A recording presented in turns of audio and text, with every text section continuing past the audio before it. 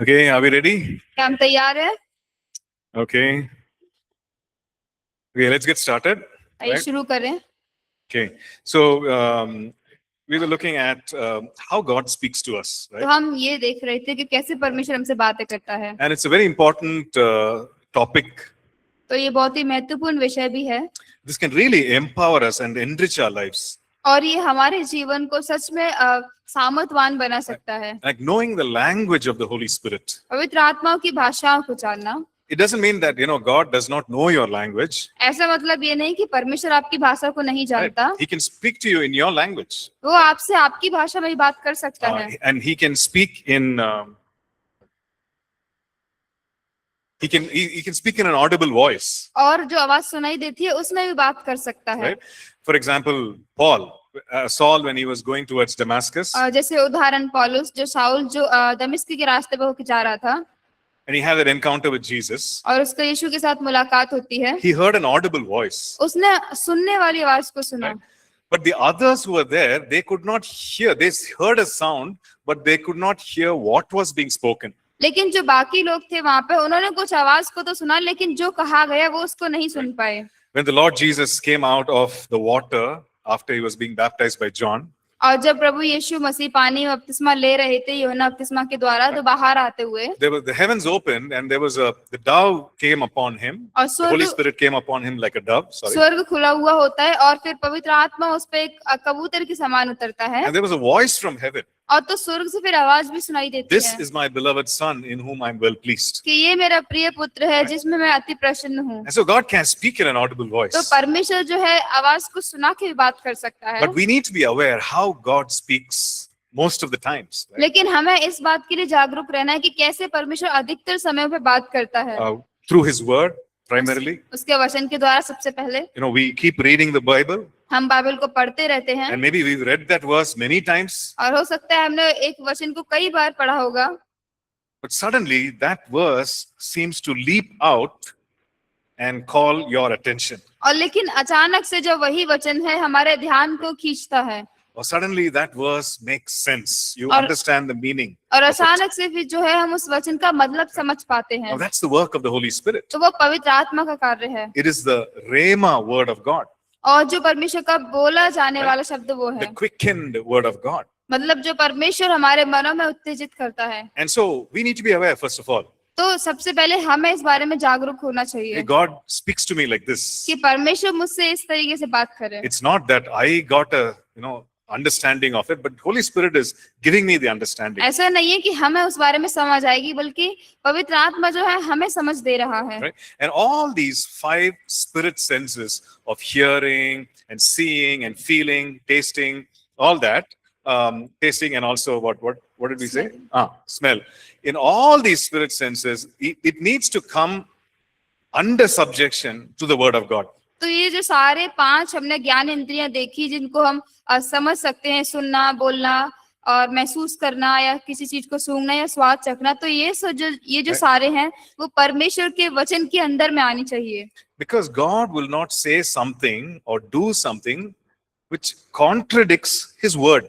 परमेश्वर कुछ ऐसा नहीं कहेगा, ऐसा नहीं बताएगा जो उसके वचन के विरोध में जाए. Right?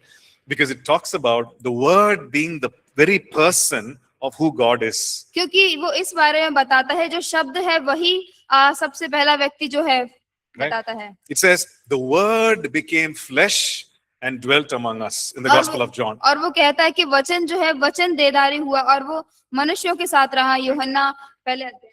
And the Lord Jesus is called the living word. और प्रभु यीशु ने जो है उसे जीवित वचन कहा. Right? And so He will not contradict the word. तो जो वचन है उसके विरोध में कुछ नहीं बोलेगा. It is always the truth. तो वो हमेशा सत्य है It will be aligned with the word. और वो हमेशा वचन के साथ जुड़ा हुआ रहेगा. And His character and nature is aligned with what is revealed in His word. और उसका चरित्र और उसका स्वभाव जो है वो वचनों में बताया गया है, प्रकट किया गया है. And that's why we have so many instructions about meditating on the word of God. और इसीलिए हमारे लिए बहुत सारे जो निर्देश दिए गए हैं परमेश्वर के वचन पर मनन करने के बारे में, And allowing the word of God to stay in our hearts and in our minds. और परमेश्वर के वचन को अनुमति देने के लिए कि हमारे हृदयों में, हमारे मनों में रहे। It's not just to memorize a few verses, ये ऐसा नहीं है कि कुछ वचनों को हम याद कर लें, but to really allow the word to change us from the inside out. लेकिन वचन को सच में अनुमति देने के लिए कि हमें हमारे अंदर बाहर से बदले। Right? So we see in the book of Colossians, और हम कुलुसियों की पत्री में देखते हैं, Colossians chapter 3, कुलुसियों 3 अध्याय verse 16. और 16 वचन, It says, "Let the word of God, word of Christ, dwell in you richly." और वो कहता है कि मसीह के वचन को अपने हृदय में अधिकाई से बसने दो। So the word should be sown in our hearts. और जो वचन है हमारे हृदय में बोया हुआ होना The word चाहिए, should stay there. और वो Stay there, like पर dwell जो there. वचन है वो हमारे अंदर रहना चाहिए। In all wisdom, teaching and admonishing one another in psalms and hymns and spiritual songs, singing with grace in your heart to the Lord. और सिद्ध ज्ञान सहित एक दूसरे को सिखाओ और सिताओ, और अपने अपने मन में अनुग्रह के साथ परमेश्वर के लिए भजन और स्तुति गान और आत्मिक गीत गाओ। Okay.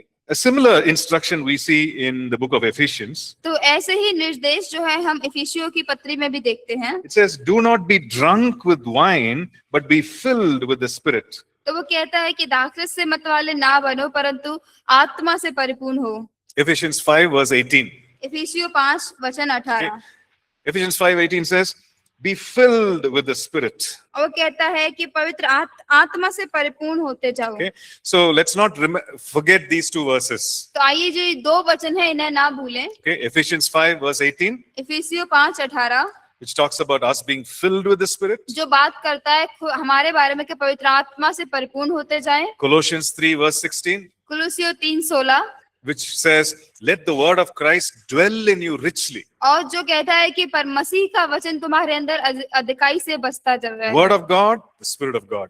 और परमेश्वर का वचन और पवित्र आत्मा का We are वचन, called to be full of it, हम जो है उसमें पूरे रहने के लिए बुलाए गए हैं। right? Okay. So we are learning to hear the voice of the Spirit, तो हम पवित्र आत्मा की बात कैसे सुनना है वो सीख रहे हैं। and this is important for us as we learn about the gifts. तो ये हमारे लिए जरूरी है जैसे कि हम वरदानों के बारे में सीख रहे हैं। So when it comes to us moving in the gifts or using the gifts of the Spirit, और तो जब इस बारे में बात आती है कि हम जो वरदान है उनमें चले या उनका इस्तेमाल करें, the Holy Spirit puts information in our spirit. और जो पवित्र आत्मा है वो हमारी आत्मा में जानकारी को डालता है। Okay? He puts information in our spirit. वो हमारी आत्मा में जानकारी को डालता And है। we need to know that, hey, this is God putting these things in my heart. और हमें ये जानने की जरूरत है कि परमेश्वर है वो ये चीजें हमारे अंदर डाल रहा And है। when we know that, we will take that step of faith. और जब हम इसे जानेंगे तो हम विश्वास में कदम बढ़ाएंगे। Now, for the purpose of study, the gifts of the Spirit are categorized into 3 categories. और अध्ययन करने के लिए ये जो वचन है, जो आत्मा के वरदान है, वो 3 भाग करके For बांटे us to गए हैं, just understand and remember. बस हमारे समझने के लिए और जैसे कि हम याद रख सकें। Okay, in the last page of that chapter, page number 137 पे हिंदी में, in the English book it's 110. You have the table there, तो वहां पे एक श्रेणी दी गई है, right? Vocal gifts, बोले First. जाने वाले मौखिक yeah, वरदान। which means these gifts say something. इसका मतलब ये वरदान है, ये कुछ कहते हैं। Tongues, interpretation of tongues, and अन्य- prophecy. अन्य भाषा और जो अन्य भाषाओं का अनुवाद है वो, और भविष्यवाणी। Okay, then the second category और फिर दूसरा is revelation gifts, जो कि प्रकाशन के वरदान okay, है। which means gifts that reveal something, which show something. मतलब वरदान वो जो कुछ प्रकट करते हैं, कुछ Okay? दिखाते Let's हैं। say there is a screen like this. तो ऐसे बोला कि यहाँ पे स्क्रीन है ऐसा, Let's imagine that behind that is actually a beautiful picture, और कल्पना करें कि उसके पीछे बहुत अच्छा सुंदर चित्र है, right? And when I open the screen, you're able to see the picture. और जब हम वो स्क्रीन हटाते हैं तो हम वो चित्र है उसे देख पाते हैं। So these spiritual gifts reveal something about God or reveal something about a person or a situation. तो ये जो वरदान है वो चीजों को प्रकट करते हैं, किसी परिस्थिति या किसी व्यक्ति के बारे Okay? में। So we read about word of wisdom, word of knowledge, तो हम उसे बोलते हैं बुद्धि के वचन या ज्ञान के वचन, and discerning of spirits. और आत्माओं की परख। Okay, then the third तीसरा category is the power gifts. और तीसरा है सामर्थ के वरदान। So these are gifts that do something. तो right? ये वो वरदान है जो ये कुछ करते हैं। Gifts of healings, चंगाई का वरदान, bringing about healing for our body and mind. हमारे शरीर और मनों के लिए चंगाई को लेकर Working आना, of miracles, सामर्थ के कार्य करना and also gift of faith. और विश्वास। Okay, so we are going to look at each of these gifts तो one हम by one. और ये जो सारे वरदान हैं इन सबको एक एक करके हम इन्हें देखने वाले हैं। Now, while we put these in categories, तो हमने इनको इस श्रेणियों में बांटा हुआ है। the Holy Spirit will move in very different ways. तो पवित्र आत्मा जो है वो कई और तरीके से भी बहुत सारे प्रकार से कार्य करती For है। example, there could be a word of knowledge, उदाहरण के लिए वहां पे बुद्धि का शब्द हो सकता and है, along with that word of knowledge, it could just flow into gifts of healings. और उसी बुद्धि के शब्द के साथ साथ जो है चंगाई के वरदान में भी कार्य कर Okay, सकता है। word of knowledge is actually information about a person or a situation that we did not know. और जो ज्ञान का जो शब्द है वो कुछ ऐसा है उस व्यक्ति के बारे में जो हमें नहीं पता होता। For example, a word of knowledge could be like this. और उदाहरण के लिए जो ज्ञान का वचन है वो ऐसा हो सकता है, It'll be like, okay, God is showing me that someone here has a problem with their right leg. तो वो ऐसा हो सकता है परमेश्वर हमें दिखा रहा है कि यहाँ पे किसी को उनके सीधे पैर में दिक्कत है, Right? So there's a pain in their right leg. तो उनके जो दाएं पैर है उसमें दर्द है, And specifically it's in the right ankle. और खास करके जो वो, Okay. दायां पैर है उसके हिस्से में है, So that's word of knowledge. तो वो है ज्ञान का वचन। Now, while the word of knowledge has been functioning, और जैसे ही ज्ञान का वचन वहां पे कार्य कर रहा है, the next natural progression would be gifts of healings, तो अगला जो प्राकृतिक कार्य वहां पे होगा वो हो सकता है चंगाई का वरदान, right? Because God has shown what the problem is, क्योंकि परमेश्वर ने जो वहां पे परेशानी उसे दिखाया हुआ है, and obviously He wants to change that problem और जाहिर सी बात है कि वो उस परेशानी को ठीक करना चाहता or है, solve the problem, उसे उसका उपाय लाना चाहता है, which is to bring healing, जो है चंगाई को लेके आना। right? So it's possible that the gifts of healings will flow after the word of knowledge. तो ये संभव हो सकता है कि जो ज्ञान का वचन है, जो ज्ञान वाला वरदान है, उसके साथ साथ चंगाई का वरदान भी हो। So we saw that, word of knowledge is coming under the second category, which is revelation gift. तो हम कह रहे हैं कि जो ज्ञान का वचन का वरदान है वो जो दूसरे नंबर की कैटेगरी में आ रहा है, जो कि And, प्रकाशन के हैं, And gifts of healings is in the power gifts category. और जो Right? The third चंगाई one. का वरदान है वो सामर्थ के वरदान की But कैटेगरी both में will है, flow together, लेकिन दोनों साथ में चल सकते हैं। right? So just for the purpose of learning, we have put it in different categories, but the gifts will flow together. बस हमारे सीखने के उद्देश्य से इनको अलग अलग करके रखा गया है, लेकिन ये साथ होके भी कार्य कर सकते हैं। And there could be multiple gifts flowing together. और ऐसा भी हो सकता है कि एक साथ कई सारे जो वरदान है वो कार्य कर रहे हों। So while it's important for us to know what these gifts are, तो जबकि हमारे लिए जरूरी है समझना कि ये वरदान है क्या, but the most important thing is to flow in them, लेकिन सबसे और ज्यादा महत्वपूर्ण बात यह है कि उनमें होगे कार्य करना। right? Hear what the Spirit of God is showing us जो पवित्र परमेश्वर का आत्मा हमें दिखा रहा है उसे सुनना, and step out in faith and flow in it. और विश्वास में आके कदम बढ़ा के उनमें बहना, Okay, so that we can see God's power in action in our lives. जिससे कि परमेश्वर की जो सामर्थ है उसे हमारे जीवनों में हम कार्यरत होते देख सकें। Okay, so let's move to chapter 7, which is the different kinds of tongues. तो आइए 7वें अध्याय की ओर चलें, जो कि है अन्य अन्य प्रकार की भाषाएं। Okay, so the Bible talks about in 1 Corinthians 12, verse 7 onwards, we see that gifts of tongues is listed there. तो पहला कुरिन्थियों 1 Corinthians 12, verse अब 7. पहला कुरिन्थियों 12 अध्याय वचन 7 में ही हम देखते हैं कि वहां से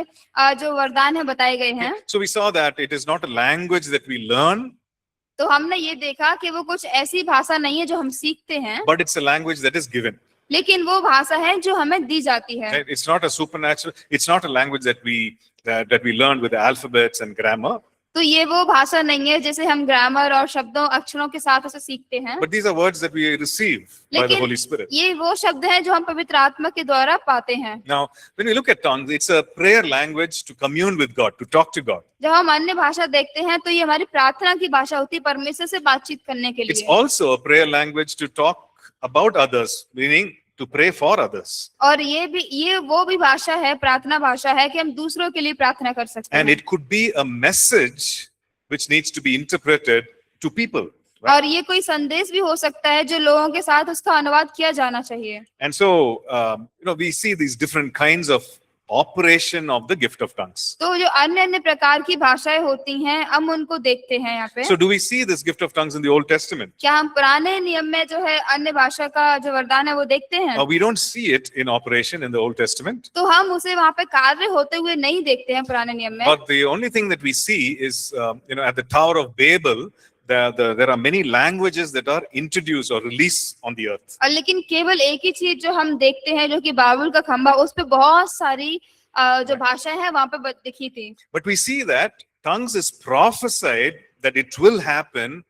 It is prophesied in the Old Testament. लेकिन हम ये भी देखते हैं कि जो अन्य भाषा है कि ये आएंगी, ये उसकी भविष्यवाणी की गई थी। Like the prophet Isaiah, he talks about it. यशायाह भविष्यवक्ता जो है इसके बारे में बात करता है। He says this is the rest, this is the refreshing.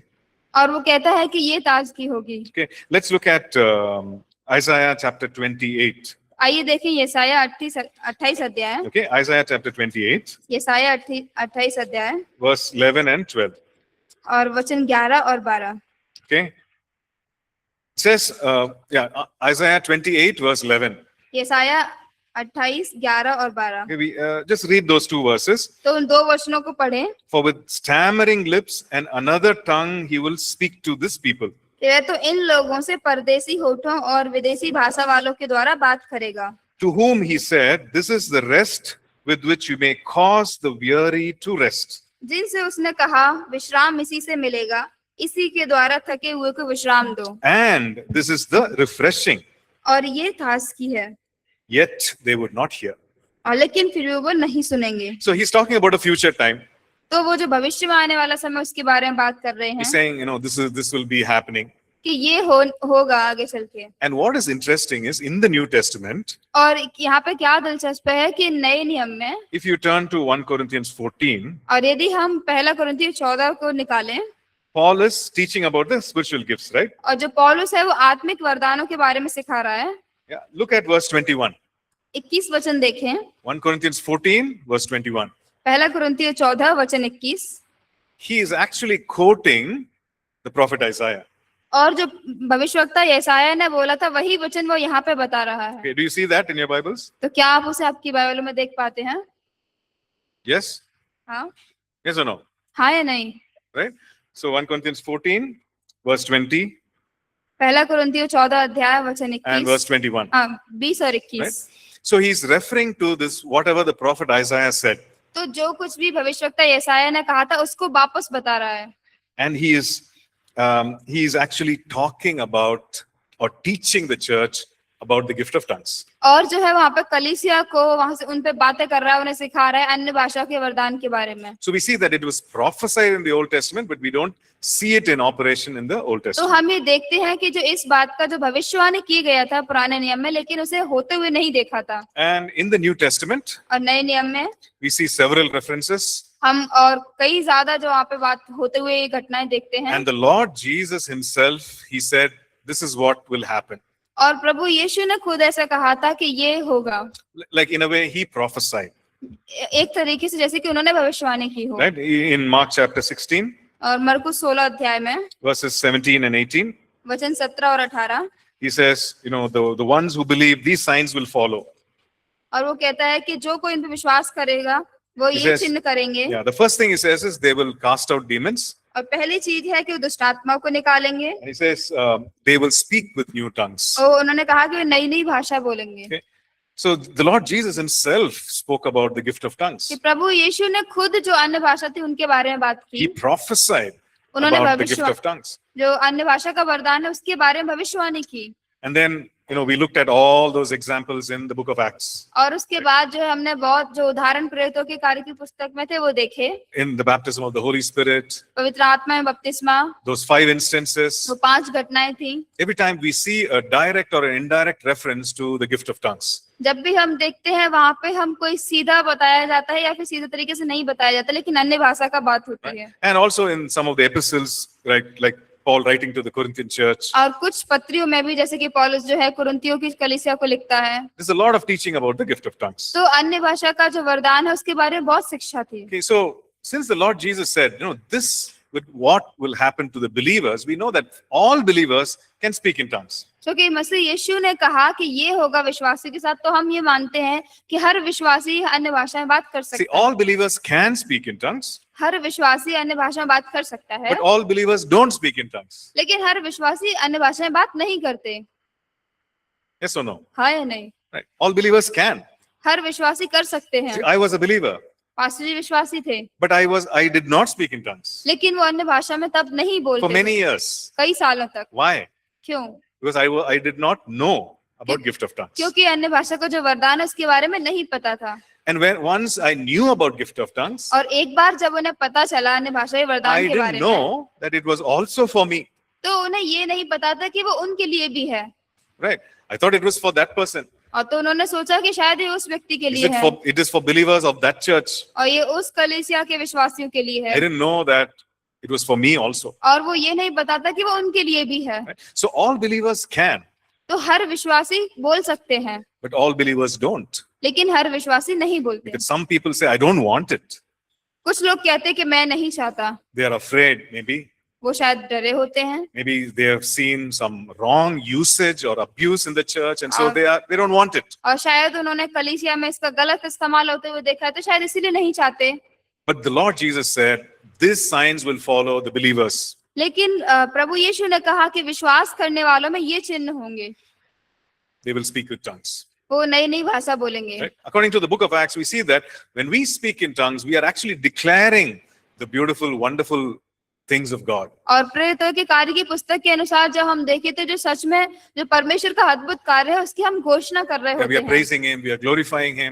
हम उसकी स्तुति कर रहे हैं, उसके नाम को महिमा दे रहे हैं, Right? We are also speaking to one another in the heavenly languages. और हम एक दूसरे जो है स्वर्गीय भाषा में भी बात कर रहे हैं। Right? We are speaking to God, and it could be the earthly language or a heavenly language. और हम जो परमेश्वर से बात कर रहे हैं तो वो स्वर्गीय या फिर पृथ्वी की भाषा हो सकती है। If you look at 1 Corinthians 14 and verse 2, और यदि हम देखें पहला कुरिन्थियों 14 अध्याय वचन 2, says that we speak mysteries.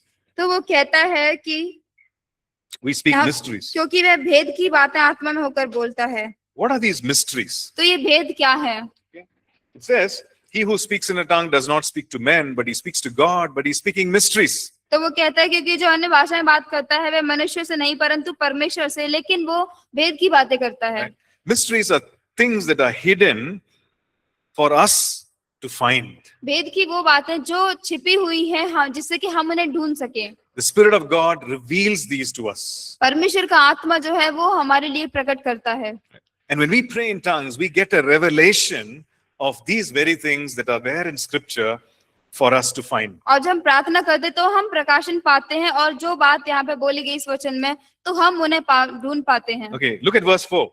चौथा वचन देखें, Okay, can somebody read it, please? क्या से कोई पढ़ सकता है? 1 Corinthians 14, verse 4. पहला कुरिन्थियों 14 वचन 4। Okay, जो अन्य भाषा में बातें करता है वह अपनी ही उन्नति करता है, परंतु जो भविष्यवाणी करता है वह कलीसिया की उन्नति कराता है। okay, just read that first part, please. Again, that first part. जो अन्य भाषा में बातें करता है वह अपनी ही उन्नति करता है। Right. So when we pray in tongues, we edify ourselves. तो जब हम अन्य भाषा में प्रार्थना करते हैं तो हम खुद की उन्नति करते हैं। Right? What does edification mean? तो उन्नति करने का मतलब क्या है? It means we build ourselves up. इसका मतलब हम खुद को बढ़ाते हैं, We are बनाते becoming stronger हैं। हम और मजबूत हो रहे होते हैं in the Spirit. हमारी आत्मा में। Right? That word edification, actually, in the English, it means a building that is coming up. और जो उन्नति करने का मतलब है वो इंग्लिश में ऐसा है, किसी जो बिल्डिंग होती है उससे ऊपर बनाना। A building that is coming up in stages. और जो बिल्डिंग है बहुत सारे स्तरों से ऊपर ऊपर होती है। Like there's foundation, and then the different floors come up, the levels come up. It's a building that's coming up. जैसे कि पहले नींव होती है, फिर और ज्यादा फ्लोर बनते हैं, फिर ऊपर बनता है, ऐसे करके। Similarly, you and I are being built up in our spirit when we pray in tongues. तो उसी तरह हम और आप, हमारा भी हम निर्माण हो रहा होता है जब हम अन्य भाषा में प्रार्थना करते And हैं। sometimes we think, oh, what is this? I don't understand. What is happening? Why should I pray? तो कई बार हम ऐसा सोचते हैं कि ये क्या है, ये समझ नहीं आ रहा, तो क्यों मुझे प्रार्थना करनी चाहिए? But there's something happening in your spirit, something that is hidden. लेकिन हमारी आत्मा में कुछ हो रहा होता है जो छिपा हुआ होता Right? है। You are receiving strength, तो आप ताकत को प्राप्त कर रहे होते हैं, spiritual strength. और जो आत्मिक ताकत है उससे You're receiving authority. आप अधिकार को पा रहे होते हैं, You're receiving revelation. प्रकाशन को प्राप्त कर रहे होते You're हैं, receiving answers to those questions that we asked in prayer. और हम उन प्रश्नों के उत्तर को पा रहे हैं जो हमने प्रार्थना में उनसे पूछे। We're saying, okay, God, reveal your will to me. और हाँ, हम कहते हैं कि परमेश्वर आपकी इच्छा को हमारे सामने प्रकट I'm करें। praying about my future. और मैं मेरे भविष्य के बारे में प्रार्थना कर रहा हूँ। What is there in my future, God? मेरे भविष्य में क्या है परमेश्वर? Where should I go? What should I do? मुझे क्या, कहाँ जाना चाहिए, क्या करना चाहिए? Right? We are receiving answers in our spirit. तो हमारी आत्मा में हम उत्तर पा रहे होते हैं, Because in the spirit, we speak mysteries. क्योंकि हमारी आत्मा में हम वेदों को बोलते हैं। God knows everything. परमेश्वर सब जानता है। So these are mysteries that we speak to our spirit, that we are receiving in our spirit. तो ये जो वेद की बातें हैं हमारी आत्मा में हम बोलते हैं। So you see, it's a very powerful gift. तो हम ये देखते हैं कि बहुत ही सामर्थ्यशाली And वरदान sometimes है। we think, I wish I was strong enough to resist temptation. तो कई बार हम सोचते हैं कि शायद मुझे और मजबूत होना चाहिए था जिससे कि मैं प्रलोभन का सामना कर Right? I सकूं। wish I was strong enough to overcome these problems, challenges in my और life. मुझे और मजबूत होना चाहिए था, काश कि मैं जिससे कि परेशानी है मैं उन पे जय पा सकूं। Well, the Lord has given us an answer. लेकिन परमेश्वर ने हमें उसका उत्तर दिया हुआ है। Pray in tongues. अन्य भाषा में प्रार्थना करें। We are being spiritually, we are being personally edified.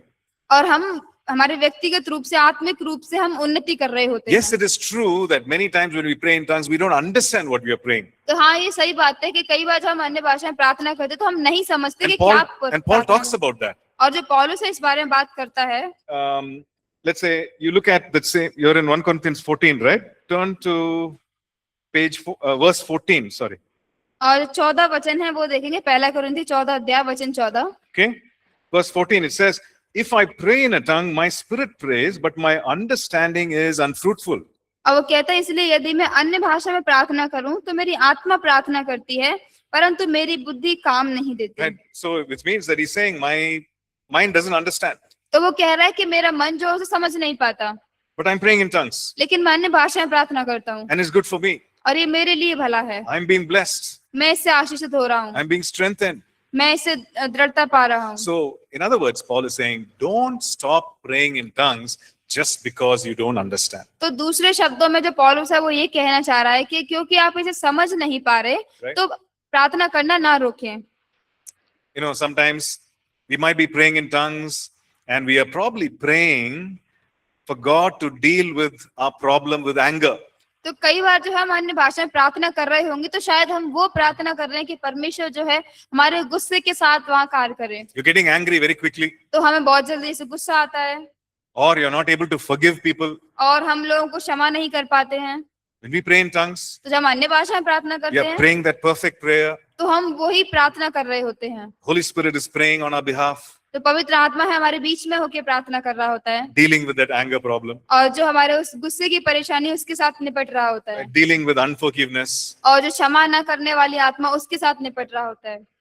Because we normally won't pray like that. क्योंकि साधारण तरीके से हम ये सारी प्रार्थना नहीं करते। Like when we pray with the understanding, we may not pray, Lord, deal with my unforgiveness. We may not pray like that. क्योंकि जब हमारी समझ के साथ हम प्रार्थना करते तो हम नहीं कहते कि परमेश्वर ये मुझे गुस्सा आता है, इस सारी चीजों को आप देखें। But here, you don't know what you're praying, लेकिन यहाँ पे हमें नहीं पता होता हम क्या प्रार्थना कर रहे but हैं। you're praying that perfect prayer, that need that is actually that is a problem with you. लेकिन आप वही प्रार्थना, वो सिद्ध प्रार्थना कर रहे होते हैं जो आपको करने की जरूरत होती है उस समय। Right? So it's a powerful gift. तो ये सामर्थशाली वरदान है। So we need to continue to pray. Right? तो हमें प्रार्थना करते रहना, हमें करते रहना चाहिए। Okay. So there are many uses of praying in tongues तो बहुत सारे इस्तेमाल हैं जो हम अन्य भाषा में प्रार्थना करते हैं in our personal life. हमारे व्यक्तिगत जीवन में भी। And we see this in page 116. Page number 143 पे। Right? So we are renewed, refreshed by the Spirit. तो हम पवित्र आत्मा के द्वारा जो है हम नए बनते हैं, ताजे होते हैं। When we pray in tongues, we are also interceding for others. और जब हम अन्य भाषा में प्रार्थना करते हैं तो हम दूसरों के लिए भी मध्यस्थता कर रहे होते हैं। Sometimes maybe, you're woken up early in the morning and you feel like praying in tongues. और कभी-कभी जैसे आप सुबह में जल्दी उठे हुए होते तो आप अन्य भाषा में प्रार्थना करने से महसूस करते हैं। And a mother actually felt like that. A mother actually was woken up and she started praying in tongues. और एक माँ उठी हुई थी और वो अन्य भाषा में प्रार्थना करती है। So she woke up and she started praying. तो वो उठी और प्रार्थना करने लगी। But at the same time, लेकिन उसी समय her daughter was actually being chased by some men in another country. और उसी समय पे जो उनकी बेटी थी वो किसी और व्यक्ति के द्वारा वहां से भगाई जा Her रही life थी। was in danger. उनका जो जीवन था वो खतरे में था। But the mother was woken up to pray in tongues. She did not लेकिन know. लेकिन जो माँ उठी हुई थी वो अन्य भाषा में प्रार्थना करने को महसूस किया। उन्हें नहीं पता था। She just started praying in tongues. उन्होंने अन्य भाषा में प्रार्थना शुरू किया And after some time, she was at peace and she went back to sleep. और कुछ समय बाद वो उन्हें शांति लगी और वो सोने फिर से चली गई। The next day, when they were talking, mother and daughter, अगले दिन जब वो माँ और बेटी बात कर रहे थे the daughter was testifying. तो जो उनकी बेटी थी वो उस बात की गवाही दे रही Hey, थी this happened yesterday. कि ये कल हुआ था। They were chasing me, वो मेरे पीछे भाग रहे थे but suddenly they left. लेकिन अचानक से वो चले गए। I don't know what happened. मुझे नहीं पता क्या हुआ। And then the mother asked, mother is troubled. What time was it yesterday? और फिर उनकी माँ ने पूछा कि कल कितने समय था, Now कौन सा समय था। it was a different country and different time zone. और अलग अलग देश होने के कारण अलग अलग समय थे। But when they checked, it was the same time that the mother was praying in tongues. लेकिन जब उन्होंने उस बात को देखा समझा तो वो वही समय था जिस समय पे उनकी माँ ने प्रार्थना की थी। So God knows what the needs are. तो परमेश्वर जानता है कि हमारी जरूरतें क्या हैं And God wakes us up to pray. और परमेश्वर में प्रार्थना करने के लिए जो उठाता है And we see the answers. और हम उसका उत्तर देखते हैं। And so it's a very powerful tool to pray for others, to intercede for others. दूसरों के लिए मध्यस्थता करने में ये बहुत ही महत्वपूर्ण है। Okay. And sometimes it is just to rest in the Lord. We just pray in tongues. We are receiving the rest and the refreshing that comes from God. और तो कई बार जब हम प्रार्थना करते हैं परमेश्वर में शांत बने रहने के लिए, बस उसे प्राप्त करने के लिए, ताजगी महसूस करने के लिए। Okay. So this is for personal use. तो ये जो है हमारे व्यक्तिगत उपयोग के लिए So है। in your personal prayer time, आपके व्यक्तिगत प्रार्थना समय में, in your quiet time, आपके शांति वाले समय में, definitely we need to pray a lot in tongues. तो हाँ हमें अन्य भाषा में प्रार्थना करने की जरूरत है। But what about church gatherings? लेकिन जो सार्वजनिक जगह है उनके बारे में क्या, What about public meetings? और जो कलीसियां होती हैं उनके बारे में क्या, Now, can we pray in tongues? क्या हम अन्य भाषा में प्रार्थना कर सकते हैं? Now, Paul lays down some instructions for public meetings or gatherings. तो पौलुस जो है कुछ निर्देश हमें बताता है जैसे सार्वजनिक जगह या फिर कलीसियां उनके बारे में। Let's look at a few verses. तो आइए कुछ वचनों को देखें। 1 Corinthians 14 and verse 5. पहला कुरिन्थियों 14 वचन 5। Paul is saying, I wish you all spoke with tongues. और कहता है मैं चाहता कि तुम सब अन्य भाषा में बातें Right? करो, He says, but even more that you prophesy. और परंतु अधिकतर ये चाहता हूँ कि भविष्यवाणी करो। And he makes a very interesting statement. और वहां पे बहुत ही अच्छी बात वो बताते हैं, He who prophesies is greater than he who speaks with tongues. क्योंकि He who prophesies, the same verse. और He जो who भविष्य prophesies is greater than he who speaks with tongues. और जो भविष्यवाणी करता है वो उससे महान है जो अन्य भाषा में बोलता है, Unless indeed he interprets. और जब तक कि उसका अनुवाद न किया जाए। Right. Now we know that there is no gift which is greater than the other, except that the gift that is most appropriate. Right? और हम जानते हैं कि कोई भी वरदान ऐसा नहीं है इससे बड़ा या फिर उससे बड़ा, और जो कि वो है जो जिस समय पे उसकी जरूरत होती है उसके अलावा। But why does he say this? लेकिन ऐसा क्यों कहता है? Because he's talking about a public setting. क्योंकि वो जो है सार्वजनिक जगह है उनके बारे में बात कर रहा है। Now, if I start praying in tongues in the mic, और यदि हम अन्य भाषा में प्रार्थना करना शुरू करें माइक में, then you will all be listening, right? तो आप सब सुन रहे होंगे। Okay, 5 minutes, 5 minute, 10 minutes, 10 minute, 15 minutes. 15 minute, What is happening? तो क्या हो रहा है? He's going on praying in tongues. तो ये अन्य भाषा में प्रार्थना करते ही जा रहे हैं, I'm not understanding anything. हमें नहीं समझ आ रहा कुछ। Then slowly you will start looking at your watch. तो फिर धीरे से आप आपकी घड़ियों को देखना शुरू करेंगे, When will this end? ये कब खत्म होगा? Right? And you start writing a note to your friend. और फिर आपके दोस्तों के लिए आप नोट्स लिखना शुरू करेंगे। अरे यार क्या हो रहा है? Right? What is happening? You show. फिर Right? क्या हो रहा है फिर आप दिखाते हैं Do you understand anything? कि क्या आप कुछ समझ पा रहे हैं? Your friend is saying, no, कि वो बोलेगा नहीं, I'm trying to sleep. मैं सोने का प्रयास कर रहा हूँ। Right? It is of no use. तो वो किसी उपयोग में नहीं है। You can go on वो चलता रह सकता But है। at the same time, I am being edified personally. और उसी समय पे व्यक्तिगत रूप से हमारी उन्नति हो रही है, But none of the others are being blessed. लेकिन बाकी के जो है उनमें से कोई आशीषित नहीं हो रहा। So that is why Paul writes, तो इसीलिए पौलुस लिखता है, he says, he who prophesies, one who is hearing from God and releasing that word, he is better. That situation is better than one who is just praying in tongues in a public setting. तो वो कह रहा है कि जो भविष्यवाणी करता है वो कई गुना बढ़ के है जो कि सार्वजनिक जगहों पे अन्य भाषा में प्रार्थना करता है। No, look at that same verse. और उसी वचन को देखें, What is the last part of that verse? और उसके बीच में भाग क्या कहता है Unless indeed he interprets. कि जब तक कि वो अनुवाद ना करे उस अन्य So भाषा suppose का। I pray in tongues तो मान लीजिए जैसे हमने अन्य भाषा में प्रार्थना and की then I interpret it और उसके बाद उसका अनुवाद भी and किया, I say, this is what God is saying. तो फिर हम बोलते हैं कि ये परमेश्वर कह रहा है, Right? And then again I pray in tongues. और फिर से अन्य भाषा में प्रार्थना And then I की interpret it and saying, this is what God is saying. और फिर से अनुवाद किया कि परमेश्वर ये कह रहा है, Now that is a blessing, तो वो आशीष है, right? Because I'm saying what God is saying क्योंकि हम वो कह रहे हैं जो परमेश्वर कह रहा है and you're receiving what God is saying and that's a blessing for you. और आप वो प्राप्त कर रहे हैं जो परमेश्वर कह रहा है और वो आपके लिए आशीष है। Right? Because in verse 12 he says, let it be for the edification of this church that you seek to use these gifts. Right? क्योंकि वो कहता है इसलिए तुम भी जब आत्मिक वरदानों की धुन में हो तो ऐसा प्रयत्न करो कि तुम्हारे वरदानों की उन्नति से कलीसिया की उन्नति हो। Right? And if you go down to verse 18, और यदि हम नीचे वचन 18 को he says, देखें, I thank my God, I speak in tongues more than you all. और कहता है मैं अपने परमेश्वर का धन्यवाद करता हूँ कि मैं तुम सबसे अधिक अन्य भाषा में बोलता हूँ। So which means Paul, most of his prayer life, he was actually praying in tongues over and over again. इसका मतलब पौलुस के जो जीवन भर है शायद वो बहुत ऐसे जीवन भर वो अन्य भाषा में ही प्रार्थना करता रहा हो। See, no wonder he was receiving so much revelation about God. तो ये बात सोचनी है कि उसने बहुत ज्यादा प्रकाशन पाया था परमेश्वर के बारे में And God actually used him to write 2/3 of the New Testament. और परमेश्वर ने उसको इस्तेमाल भी किया कि जो नया नियम है उसको अधिकांश रूप से लिखने के लिए। Right? But Paul says in verse 19, लेकिन पौलुस कहता है वचन 19 में, okay, you're looking at 1 Corinthians 14 and verse 19. पहला Right? कुरिन्थियों 14 अध्याय वचन 19 What does he say? क्या कहता है? In the church, I would rather speak 5 words with my understanding that I may teach others also. और कहता है परंतु कलीसिया में अन्य भाषा में 10,000 बातें कहने से यह मुझे और भी अच्छा जान पड़ता है कि औरों को सिखाने के लिए बुद्धि से 5 ही बातें कहूं, That I may teach others rather than 10,000 words in a tongue. जब हम दूसरों को सिखाते हैं तो अन्य भाषा में 10,000 शब्दों के बजाय। Right?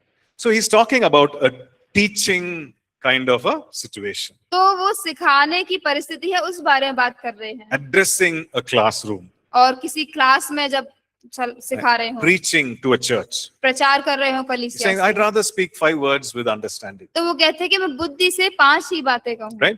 So we understand that. Right? So many times people feel that, oh, in a church I should not pray in tongues. तो कई लोग ये सोचते हैं कि कलीसिया में मुझे अन्य भाषा में प्रार्थना नहीं करना You can चाहिए। pray आप प्रार्थना कर सकते हैं just between you and God. बस आपके और परमेश्वर के बीच में। But when you take the mic and pray, जब आप माइक लेके प्रार्थना करते हैं pray that you might, when you take the mic and pray in tongues, और प्रार्थना लेके जब आप अन्य भाषा में माइक लेके अन्य भाषा में प्रार्थना करते हैं you also pray for the interpretation because you're giving a message. तो आप जो है अनुवाद के लिए भी प्रार्थना करें क्योंकि आप वहां पे संदेश दे रहे हैं। Yeah, understood? समझ गए? Or otherwise we can pray like this, maybe we are in a group setting और या तो फिर एक समूह जैसी संगति है उसमें हम प्रार्थना कर सकते and हैं all of us understand what is happening here. और हम सब समझते हैं कि यहाँ क्या हो रहा है And then we say, okay, let's all pray in tongues. और फिर हम कहते हैं कि चलो सब अन्य भाषा में प्रार्थना करें, Just between you and the Lord. बस आपके और परमेश्वर के बीच में। Let's begin to pray in tongues. आइए अन्य भाषा में प्रार्थना करना Just शुरू like how करें, we started the class yesterday. जैसे हमने कल क्लास को शुरू किया। Said, let's pray in tongues. आइए अन्य भाषा में प्रार्थना करें। And all of us know we are here to learn about the gifts. And so, all of us who can pray, we start praying in tongues. तो हम सब जानते हैं क्योंकि हम सब यहाँ पे हैं वरदानों के बारे में सीखने के लिए और कर सकते हैं प्रार्थना, Now that is okay. तो वो ठीक है Because Paul in verse 23, क्योंकि पौलुस वचन 23 में he's talking about a scenario where there's someone who doesn't know about these gifts. He or she steps into a church. तो वो उस घटना के बारे में बात कर रहे हैं कि जहाँ पे कोई है वो इन वरदानों के बारे में नहीं जानता और वो कलीसिया में आए हुए होते हैं। And if there are tongues being spoken, if there is no interpretation, that person will not understand what is happening. और यदि वहाँ पे अन्य भाषा बोली जाए और कोई अनुवाद ना हो तो जो व्यक्ति है वो नहीं समझेगा कि क्या बोला गया है। Right? He'll think, okay, what is this? What is happening here? तो वो सोचेगा क्या है ये, क्या हो रहा है यहाँ। And so, if there is prophecy, तो यदि वहाँ भविष्यवाणियां हैं, let's say somebody goes to that brother and says, brother, I know you're coming here for the first time, but I believe that God is saying that He's taking care of your financial problem. I know that you're in debt. He's taking care of your financial तो problem. सोचेंगे जैसे कोई भाई है और वो किसी के पास जाता है, वो कहते हैं कि प्रार्थना करके कि भाई मुझे ऐसा लग रहा है परमेश्वर आपकी जो आर्थिक स्थिति है उसकी देखभाल करने जा रहे हैं, जो भी कर्जा है उसका वो सारा ध्यान रखने वाले हैं। And that problem that you have with your youngest son, the Lord says that He will speak and He will take care of it. और जो भी परेशानी आपको आपके छोटे बेटे के साथ है तो परमेश्वर कह रहा है परमेश्वर उसका ध्यान रखेगा। Right? So this person doesn't know. This person has not met this person at all. तो ये व्यक्ति नहीं जानता उस व्यक्ति को क्योंकि पहले कभी नहीं मिले हुए हैं। So Paul is saying, if there is prophecy, then that person realizes, hey, I'm in the presence of an almighty God. तो पौलुस कह रहा है कि यदि वहां पे भविष्यवाणियां हैं तो व्यक्ति इस बात को महसूस कर पाएगा कि मैं उस सामर्थ्यशाली की उपस्थिति में हूँ। Right? This God is real. वो परमेश्वर उनका सच्चा है। And so he falls down and worships him. तो जिससे कि वो फिर गिर के वहाँ आराधना करता है। Okay? So that is what Paul is explaining. तो वही है जो पौलुस वहाँ पे हमें बता रहा And है। he's saying, in a public setting, let it be like this. तो सार्वजनिक रूप से जो संगति होती है उनमें इस प्रकार से करें। Okay? So that's about the gift of tongues. तो ये है अन्य भाषा के वरदान के बारे में। Now let's quickly, before we wrap up, let's talk about the interpretation of tongues. तो समाप्त करने से पहले आइए जो भाषाएं हैं उनका अर्थ बताने के बारे में बात करें। Right? Interpretation is again a supernatural gift of the Holy Spirit. और तो जो अनुवाद करना है उनका अर्थ बताना है, फिर से ये अलौकिक पवित्र आत्मा का वरदान See, है। there is a difference between translation and interpretation. तो किसी चीज का अनुवाद करने में और अर्थ बताने में अंतर है। Okay, so does anyone know the difference? Translation, interpretation. तो क्या कोई इसका मतलब जानता है जो अंतर होता है कि अर्थ बताना और अनुवाद करना? Okay. Yeah, you can use the mic. So, Translation means telling the exact meaning if someone talking in another language, Mm. but interpretation is knowing the meaning of what God says. yeah, what you said about translation, yeah, correct. Because suppose I say, "What is your name?" and Sister Diksha also says, "What is your name?" in Hindi. "Aapka naam kya hai?" So that is translation, exact word for word, right? Interpretation is, yeah, sorry. हाँ, तो वो अनुवाद है जो हम बोलते हैं जैसे इंग्लिश में कि व्हाट इज योर नेम, तो हिंदी में आपका नाम क्या है। Now, interpretation is giving a gist or the meaning of what was spoken. तो अर्थ बताने का मतलब ये है कि जो बोला गया उसमें क्या मतलब था उसका। Right? So it need not be word for word or line for line. तो वो शब्द से शब्द या फिर लाइन से लाइन के लिए नहीं होगा। It is just an understanding of what was being spoken or what is being said. वो उसकी समझ है कि जो बोला गया और जो कहा गया। Right? So in translation, we see that the same time taken to speak or is the same time taken to translate. तो अनुवाद करने में हम ये देखते हैं कि जितना बोलने में समय लगता है उतना ही अनुवाद करने के लिए समय लिया जाता है। Right? And that's why, when we have our classes for 50 minutes, we know we can only teach for 25 minutes because 25 minutes goes into translation. Right? तो जब हमारी क्लास होती तो हमें जानते हैं केवल हम 50 मिनट का होता है तो 25 मिनट के लिए बोल सकते हैं, बाकी 25 जो अनुवाद में जाती But है। interpretation is different. लेकिन जो अर्थ बताना है वो अलग है।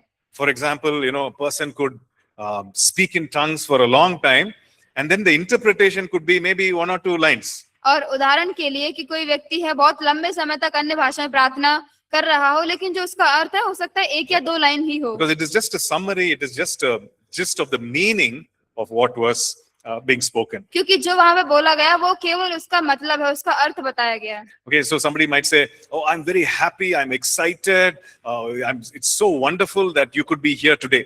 तो कोई जैसे बोलेगा कि मैं बहुत खुश हूँ, मैं बहुत उत्सुक हूँ आपको आज यहाँ पे देख के। The interpretation could be, "He's happy that you're here." और उसका अर्थ ये हो सकता है कि आप यहाँ पे इसीलिए वो खुश हैं। That is the meaning, right? तो ये उसका मतलब है। Okay, so that is something that we need to understand when we talk about interpretation of tongues. तो जब हम भाषाओं का अर्थ बताने के बारे में बात करते हैं तो ये हमें समझना चाहिए। Now, in the Old Testament, we don't have examples, तो पुराने नियम में हमारे पास उदाहरण नहीं है, but there is one example when it comes to in the book of Daniel. लेकिन जब हम दानियल की पुस्तक को देखें तो वहां पे एक उदाहरण है। Okay, we're looking at page number 120 in the English notes. और हिंदी में page number 150। Now, Daniel is in the palace of Belshazzar. और जो दानियल है वो बेलशस्सर नामक जो व्यक्ति था उसके दरबार में है। And a lot of things are happening there. God's name is being blasphemed. तो बहुत सारी चीजें वहां पे हो रही हैं, परमेश्वर के नाम की निंदा उड़ाई जा रही है। In fact, they are taking the vessels that were there, that they brought from the temple in Jerusalem, and they're drinking alcohol out of that. और वो ये भी कर रहे कि तो जो बर्तन यरूशलेम के मंदिर से लाए गए थे उनमें वो नशा वगैरह करके सब पी रहे थे। Now, something happens there. तो कुछ होता है वहां पे, Something supernatural happens. कुछ अलौकिक होता है Suddenly, a hand appears और अचानक से एक हाथ दिखाई देता है and starts writing on the wall. और जो दीवार है उस पे लिखना शुरू करता है। Now, the king is scared. Everybody is scared. तो जो राजा है वो डरा हुआ है। So they call the learned people, they call the witchcrafts and people involved in the astrologers. They call them and say, hey, what does this writing mean? तो जो सारे बुद्धिमान लोग थे, विद्वान थे, उनके ज्योतिषी, उन सबको बुलाया और पूछा कि ये क्या लिखा हुआ है। Like nobody could understand. और कोई भी उसे नहीं समझ सका। Nobody could interpret the meaning of what was written on the wall. जो लिखा हुआ था उसका अर्थ कोई भी नहीं बता सका। But then suddenly remembered, hey, there's one person in prison, is Daniel, just bring him. और अचानक से फिर वो उन्हें याद आता है कि एक व्यक्ति है जेल में जिसका नाम दानियल है, उसे लेकर आए। So Daniel comes, और दानियल आता है and by the Spirit of the Lord, और पवित्र आत्मा, परमेश्वर की आत्मा के द्वारा he interprets that. और वो उसका अर्थ बताता है। So this is what is written, he says, तो वो कहता है ये लिखा हुआ है and he interprets the meaning of that to the king. और उसका अर्थ जो है वो उस राजा को बताता You है। know, when you have time, just read through that. Daniel chapter 5, verses 1 to 29. तो जब आपके पास समय हो तो दानियल 5 अध्याय पढ़े उसे। Because Daniel actually interprets and he gives a big answer. तो जो दानियल है उसका अर्थ बताता है और बहुत बड़ा उत्तर देता है। But there are only 4 words there on the लेकिन wall. केवल जो दीवार पे केवल 4 शब्द ही थे। Mene, tekel, upharsin.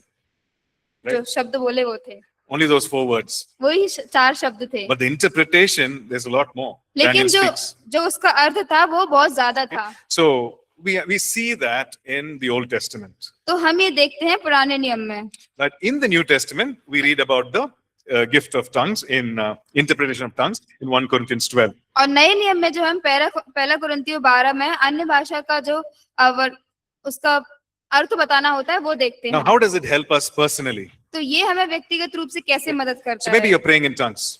तो जब आप अन्य भाषा में प्रार्थना कर You're रहे praying होते about an हैं, important matter. आप कुछ बहुत जरूरी चीजें उनके बारे में प्रार्थना कर रहे You होते need हैं, wisdom. आपको बुद्धि की जरूरत You है, need to make a decision. आपको कोई निर्णय लेने की जरूरत है And you're praying in tongues. और आप अन्य भाषा में प्रार्थना कर रहे हैं And suddenly you sense a knowing in your heart.